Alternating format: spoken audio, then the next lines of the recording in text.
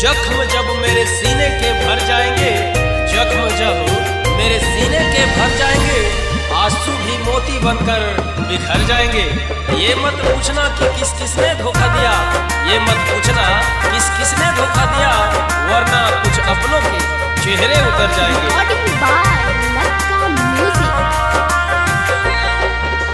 दिहलु दगा अब के करा बताई, याद बड़ी तड़पावेला। बैठ के सही रोवत रही ले, जागिए के रात बिताईला। हो गोरिया दिहलु दगा अब के करा बताई, याद बड़ी तड़पावेला। बैठ के सही रोवत रही ले, जागिए के रात बिताईला।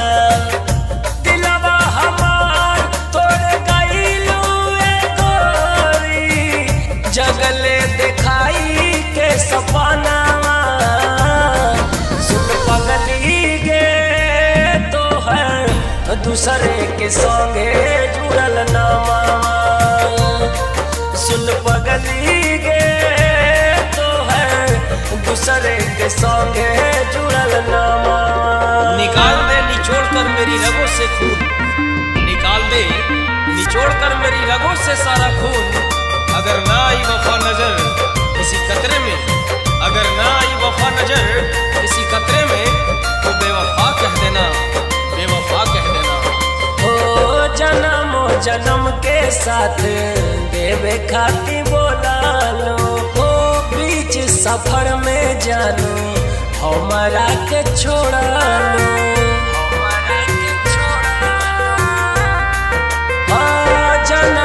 जन्म के साथ देवे खाती बोला लो, बीच सफर में जानू हमारा के छोड़ा लो। जाल में हमारा फंसैलो सोना, दूसरा बनाई के सजाना। सुन पगली गे तो है दूसरा के संगे जुड़ल नामा। सुन पगली गे तो है दूसरा के संगे जुड़ल नामा।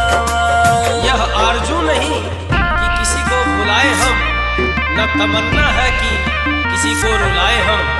जिसको जितना याद करते हैं उसे भी उतना याद आए हम, उसे भी उतना याद आए हम। हमारा जिंदगिया में अगिया लगाई के, खुश बड़ू सजना के बहिया में जाई के।